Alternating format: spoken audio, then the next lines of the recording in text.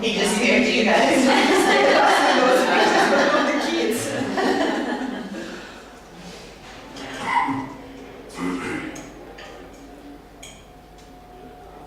It's scary in a way that when I was growing up, it was not available and was not there, was not a threat, and so you don't know what you're dealing with. That's the most scary part. Yeah. Once you know how to identify the problem and how to deal with it, it's maybe, okay, it's still scary, but at least you know what you're doing, rather than you don't have your own experience to back you up with. Yeah. I didn't know at all when I was young about these things. I didn't know that they exist, really. How old we are. It's true. I found out much later that there are from movies, not from the background or from the life around. Oh my God. And now it's so easy available to everyone. I think it's boomed here just because we never had an issue with this in PSI before. It's just these last two. It's a boom in the city. Yeah, I think That's so. why Recently, it's like coming, like absolutely, because it got to get them from somewhere, and it seems to be that there's been an influx of drugs over the last couple of years. Yeah, well, maybe that's related to the amount of people coming into Kevin Ukraine as well. Yeah, how it's opened up on which markets it's. the country opens. The good and the bad. The country opens, and it becomes. The good and the bad. Yeah, exactly.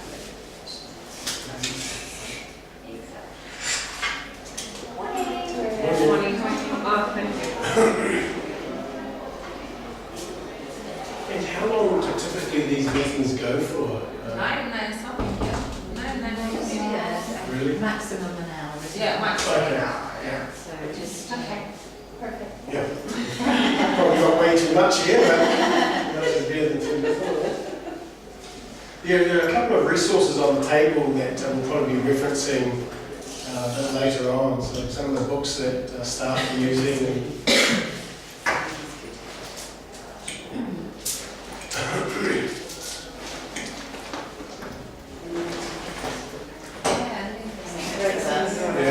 You ready?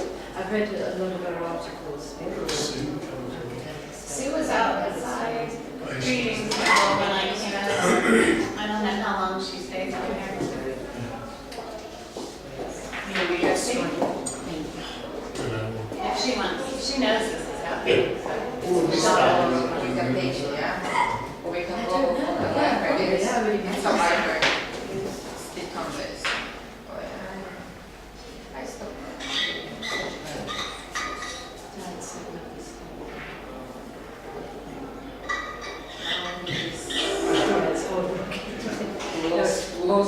Lost connection, and they're just qualified at some point. Did you start? Yeah, I'm sort of, I think I've got about 6 hours to go reading it, but I know. yeah, I mean, it's, I'll see, I'm starting to look into it, it's interesting. I think we might make a start. Yeah. Seeing the appearance. First of all, welcome for coming along. We come soon now. My name is Brian Redden. I think I know most of you through 5th grade and past and present. And Julie Constance. And I'm sixth grade, and 6th, 7th, and 8th, but I teach all the 6th graders math, and then half the 7th and half the 8th. The reason why we've been asked to talk to you is we're on the Visible Thinking Committee here at PSI, and the school asked us to talk to you this morning about what's going on in the school, what does it look like, and what are some of the things that we're doing, and to begin with, where did this all come from? So we're going to be covering all those things and showing you a few examples of student work, talking about some of the resources that we use, and hopefully you'll find it informative. Apologies for my voice at the moment, I've got a bad chest cold, so I might sit down as well if that's okay. Yeah. So, Doing some water. I've got them. Yeah. So, hey, so. Right, we'll get started then. Oh, we thought we'd start with putting you guys on the spot a little bit and giving you a thinking routine to do. and it's a thinking routine that which we use a lot in the primary school. It's called Headline. And I'll just enlarge this if I can and give you a brief outline of what this headline is. I'll read it out to you. First of all, and this is the website that has all these thinking routines on it, and it's probably our go-to one-stop shop for visible thinking routines. So this is, it explains, you click on any of these on the left here, and it explains what the thinking routine is all about. So headlines is used for capturing the essence of something, whether it's a topic that you're doing or an article that you've read. It draws on the idea of a newspaper headline as a vehicle for summing up and capturing the essence of an event, concept or topic. The routine asks one core question: if you were to write a headline for this topic or issue right now that captured the most important aspect that should be remembered, what would that headline be? So we're going to ask you to do this thinking routine, and we're going to use a short video. You may have seen it before. It's just something that I had on the top of my head. Has anyone seen this? Okay, that's great. Let me just, all right, just analyze that. You are a good person. You spend time with your family. You work out at the gym. You conserve water while showering. You like nice clothes. You give to charity. You recycle. You drive a Prius, but you use your bike when you can. You enjoy the occasional distraction at work, and you always send a card on Mother's Day. Always. But there's a part of you that tells yourself that you're not so good, that you could be doing more, that the world is falling apart at the seams, and all you've been doing is yoga. One day, you see that the rainforest is being destroyed at a staggering rate of 32 million acres a year. That's the equivalent of one football field every 78 seconds. You feel bad, angry, guilty. You've been apathetic for too long. You want to do something about it. You must do something about it. Well, this is what you're not going to do. You're not going to quit your job, leave your family, get on the next flight to Nicaragua, take a bus to the edge of the jungle, then hoof it across rivers, lakes, and streams on a quest to the very heart of the rainforest. Take me to the heart of the rainforest. You're getting closer. You're almost there. You have arrived. You're not going to ingratiate yourself with the local tribesmen and go to great lengths to earn their respect and trust. It is around now you realize you're living out the cliché gringo fantasy of becoming an honorary native and leading the resistant forces. But screw it. If they could do it, so can you. I'm gonna take you! Step over here and do this, and the floor's empty. That's right, from right over here. You're not going to coordinate and occupy the rainforest movement. Realize it's hopeless. Summon the power of the gods. Lead a revolution against the deforesters and their multinational employers in an apocalyptic, once and for all battle to save humanity. Only to awaken 2 days later in an El Salvadorian hospital with 2 toes missing on your left foot. Hobble out of Central America, up through Mexico, across the Sierra Madre, where you break down, have your first cigarette in 4 years, accidentally start a wildfire, killing off the endangered species that once served as your occupational distraction, finally make it back home, only to find you've been replaced at work by a guy named TJ, and that things at home are not what they used to be.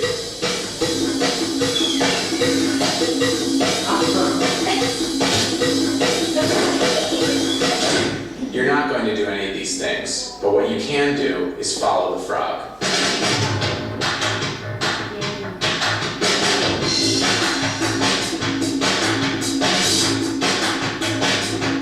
Buying Rainforest Alliance certified products ensures the future of our rainforests, so that you don't have to do the things you shouldn't do anyway.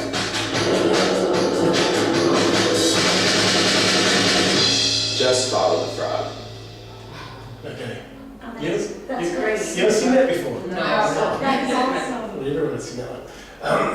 So, using these bits of paper, we've got some markers here.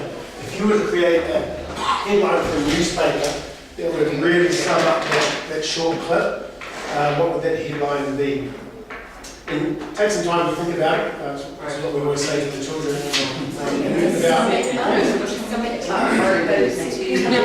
Big idea that's sort of trying to push out.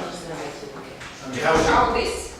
Yes. Watching the video, Yes. you're going to do like a headline. I'm sorry, because my English, I've, Yes, sorry. As I understood, we have to write something about Yeah. what we saw. About sort of what the main message in there was, and if it was a newspaper headline, what would the headline be? About this video. Yes.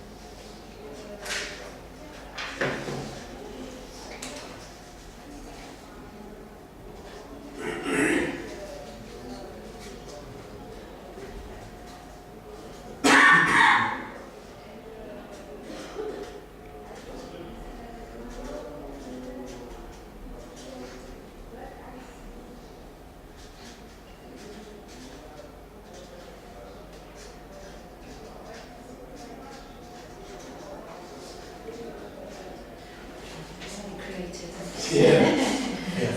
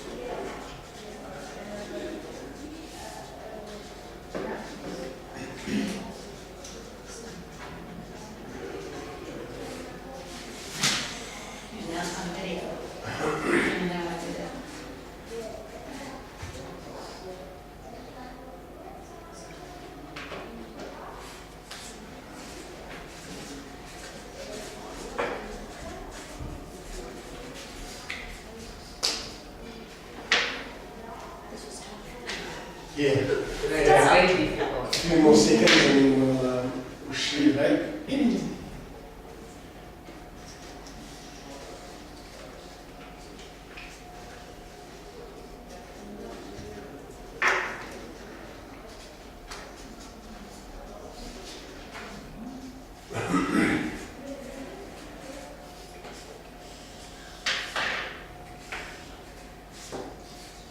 Okay, normally in a classroom setting, what we do next is ask the students to, what we call turn and talk, so share their idea with someone next to them and keep it at a very small sort of level, and then after they've had a few minutes to do that and explain their headline and their thinking, then we'd have sort of a class discussion on that. But I think for us, we'll just sort of We are do a big group. Yeah. So, anyone like to start? Tell us what we hear. Me? That I would- Yeah. I put only if you can change the world at once, that you can't change the world at once, but you can help improve it. Yeah, Maybe nice. not improve it, but not distress so much, I don't know. Yeah, nice. I just wrote different ways to save the planet. Because at the end they were talking about a little green frog. Yeah, yeah. Well, I was a little bit specific to the video and Yeah. said, rainforest pleads for saving, do what is within your power, Yeah, follow the frog. yeah, So right. it's like, Start from small and do things that can really help to solve the big problem. Yep. That's right.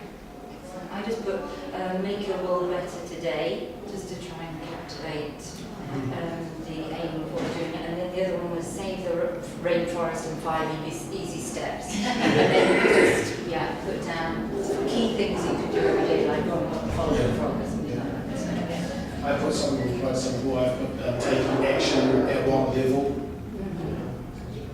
And I said, choosing your product wisely can make a difference for things you care about. That's great.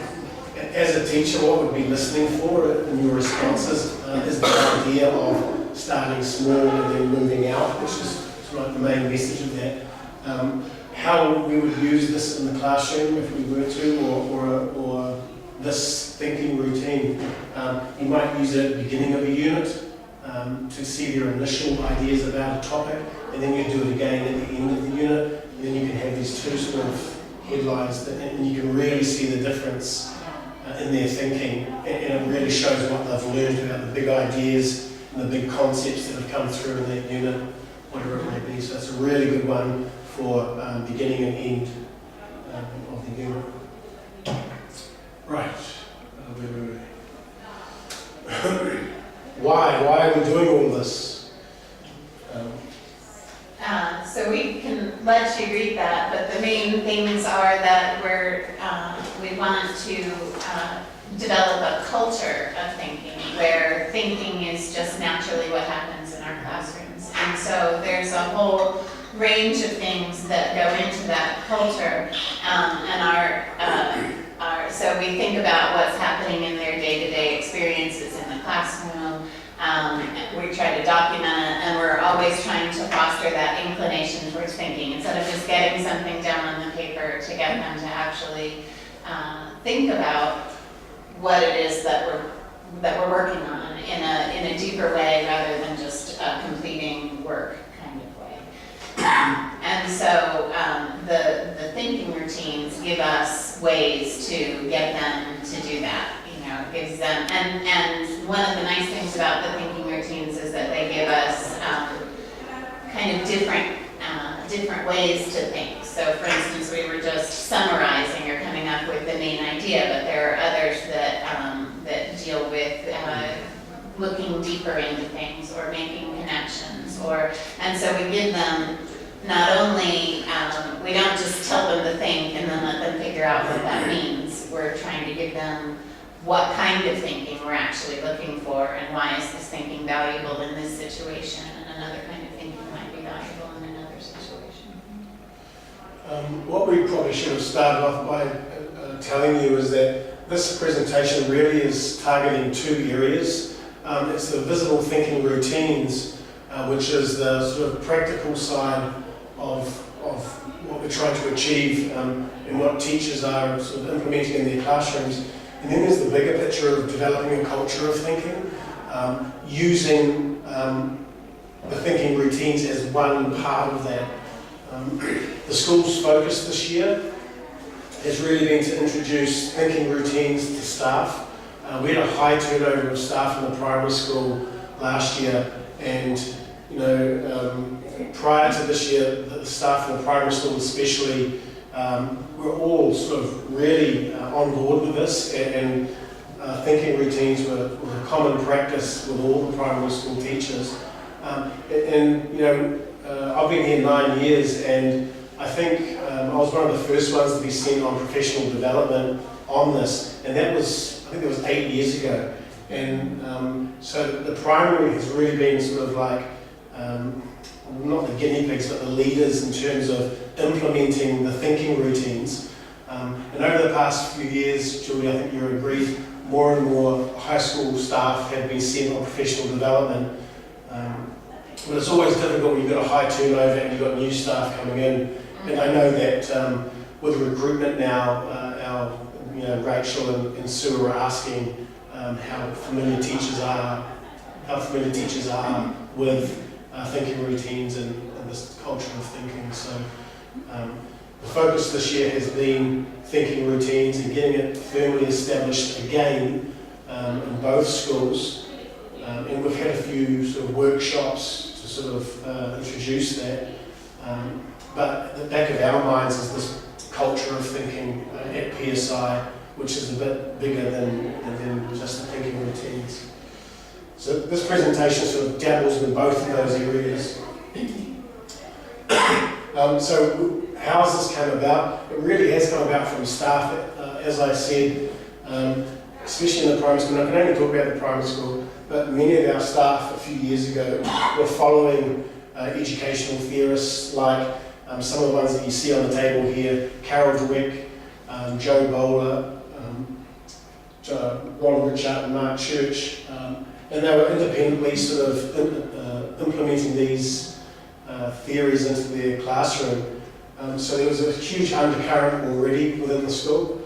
And I know John Burns sent out a survey a couple of years ago to staff, I think it was the end of the year, asking staff what we wanted to focus on, and the overwhelming majority came back and said, let's really get into this more. And so John established the committee for that. So that's where it's all sort of originated from. Julia and I, as I said, are on that committee. We're chairing that committee. It has a range of members throughout the school. Rachel, the admin team are on that committee. We meet regularly, probably once every 2 months is our goal, is our aim to meet. And it really is to look at the bigger picture of moving the school forward this year with thinking routines, but also in terms of developing that culture of thinking within PSI. And sort of the combination of that also is bringing in one of these experts, Mark Church, to PSI in November last year to do a whole school professional development, primarily on thinking routines. And for some staff that was quite new, very new. In terms of the usage of thinking routines out there, as I said, there's a high turnover last year of primary staff especially. We are sort of re-establishing that sort of level that we were at a couple of years ago in the primary school. And I know that the high school is sort of climbing as more and more teachers are sent on PD and more teachers are talking about how they're using these thinking routines. So, yeah, it's gaining some ground in the secondary school. There were 5 of us who took a workshop the year before John asked for our input, and we did it online, and we all met together and went through this Making Thinking Visible book. And from that, we started talking to other people, and Corey Haugen, who's an ELA teacher, he and I went to a workshop in Budapest and came back excited again. And so then it was that spring that John asked, and so we both put in for that. And we had a Friday afternoon session that teachers volunteered to come to, and we all brought what's the word I want? Something from class. Artifact is the word I want. An artifact from our class that we shared with another teacher and sort of talked through how we used it and how it went and which one we chose and those kinds of things. So we are trying to sort of keep it in the front of people's mind. We're not trying to necessarily say we will use a thinking routine this day in this way. You know, it's trying to be less prescriptive and more sort of bottom up. People are buying into it and wanting to be a part of it. And it is growing. When I asked for some examples to bring today, and I had a couple of people who sent me some. So. Mark Church's visit was fantastic. I mean, we got so much out of what he had to say. Primarily, he was all about thinking routines, but he also dabbled on this developing a culture of thinking. And for someone like myself, I really sort of caught on to that, and that sort of became a focus in my class because I knew that I was implementing thinking routines a lot, so that wasn't a priority for me. And so I sort of went down the track of looking at sort of the whole culture within my classroom of thinking and made some changes and adaptations to that. We did a thinking routine with all staff after Mark Church's visit, and the thinking routine was compass points, what we call compass points, north, south, east, west, which all represent, well, east represents what excites me about the recent workshop, west what worries do I have? Let me just check. Suggestions Oh, and yeah. needs, right? It's the end that, north, what do I need to know, what questions do I have, and south suggestions, what suggestions do I have to move forward. And these are some of the responses from staff. Our one here